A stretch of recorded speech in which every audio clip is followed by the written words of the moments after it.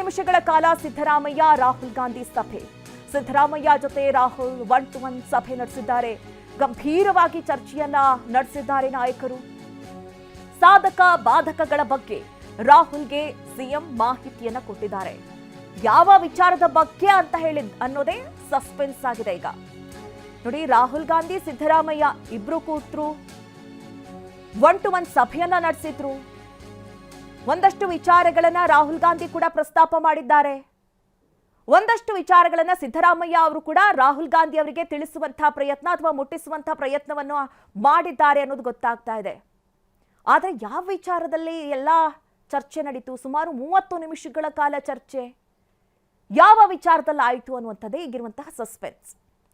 ಹೌದು, ಸಂಪುಟ ಪುನರ್ರಚನೆ ಆಗಬೇಕು ಅಂತ ಹೇಳಿ ಕೆಲ ನಾಯಕರು ದುಂಬಾಲು ಬಿದ್ದಿದ್ರು. ನಮಗೆ ಸಚಿವ ಪಟ್ಟ ಬೇಕೇ ಬೇಕು ಅಂತ ಹೇಳಿ ಕೆಲ ಹಿರಿಯ ನಾಯಕರು ಆದಷ್ಟು ಬೇಗ ಪುನರ್ರಚನೆ ಮಾಡ್ತೀವಿ ಅಂತ ಹೇಳಿ ನಾಯಕರು ಕೂಡ ಹೇಳ್ತಲೇ ಇದ್ರು. ಆದರೆ ಯಾವಾಗ ಏನು ಅನ್ನುವಂತಹ ಪ್ರಶ್ನೆ. ಆ ಕುರಿತಂತೆ ಮೊನ್ನೆ ತಾನೇ ನಾವು ನೋಡ್ತಾ ಇದ್ವಿ, ದೆಹಲಿಗೆ ಕೆಲ ನಾಯಕರು ಭೇಟಿ ಕೊಟ್ಟಿದ್ರು, ಹೈಕಮಾಂಡ್ ಜೊತೆ ಚರ್ಚೆಯನ್ನ ಮಾಡಿದ್ರು. ಈಗ ಸಚಿವ ಸಂಪುಟ ಪುನರ್ರಚನೆ ವಿಚಾರದಲ್ಲಿ ಚರ್ಚೆ ಆಗ್ತಾ ಇದೆಯಾ ಅಥವಾ ವಿಸ್ತರಣೆ ಮಾಡುವಂತಹ ಪ್ಲಾನ್ ಏನಾದರೂ ನಡೀತಾ ಇದೆಯಾ?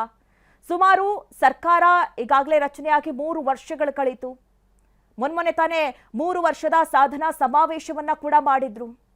ಏನೆಲ್ಲ ಯೋಜನೆಗಳನ್ನ ತಂದಿದ್ದಾರೆ, ಕರ್ನಾಟಕ ಜನತೆಗೆ ಏನೆಲ್ಲ ಯೋಜನೆ ಅನುಕೂಲವಾಗ್ತಾ ಇದೆ, ಇನ್ನು ಏನೇನೆಲ್ಲ ಮಾಡಬಹುದು, ಜೊತೆಗೆ ಬಿಜೆಪಿ ಯಾವ ರೀತಿ ಕುತಂತ್ರವನ್ನ ನಡೆಸ್ತಾ ಇದೆ ಅಥವಾ ಬಿಜೆಪಿ ವಿರುದ್ಧ ಯಾವ ರೀತಿ ನಾಯಕರು ವಾಗ್ದಾಳಿಯನ್ನ ನಡೆಸಿದ್ರು ಅದನ್ನ ಕೂಡ ಗಮನಿಸಿದ್ವಿ. 3 ವರ್ಷ ಕಳೀತಾ ಬಂದ್ರೂ ಕೂಡ ಕೆಲ ನಾಯಕರ ಹೇಳಿಕೆಗಳು ಮಾತ್ರ ಬಹಳ ಚರ್ಚೆಗೆ ಕಾರಣವಾಗಿತ್ತು. ಅಂದ್ರೆ ಕೆಲ ನಾಯಕರಂತೂ ಡೆಡ್ಲೈನ್ ಅನ್ನ ಕೊಡ್ತಾ ಇದ್ರು. ಸಂಕ್ರಾಂತಿ ನೋಡಿ, ಯುಗಾದಿ ನೋಡಿ, ಶಿವರಾತ್ರಿ ನೋಡಿ ಅನ್ನುವಂಥ ರೀತಿಯಲ್ಲಿ ಡೆಡ್ಲೈನ್ ಅನ್ನ ಕೊಡ್ತಾ ಇದ್ರು ನಾಯಕತ್ವದ ವಿಚಾರದಲ್ಲಿ. ಮೊನ್ನೆ ತಾನೇ ರಾಜಣ್ಣ ಅವರು ಕೂಡ ಮಾತನಾಡ್ತಾ ಇದ್ರು, ಸಿಎಂ ಯಾರ ಸ್ವತ್ತು ಅಲ್ಲ, ಅದು ಬದಲಾವಣೆ ಆಗತ್ತೆ, ಬದಲಾವಣೆ ಆಯ್ತು ಅಂತ ಅಂದ್ರೆ ಪರಮೇಶ್ವರ್ ಅವ್ರಿಗೆ ಕೊಡಿ ಅನ್ನುವಂಥ ಮಾತನ್ನ ಕೂಡ ಹೇಳ್ತಾ ಇದ್ರು.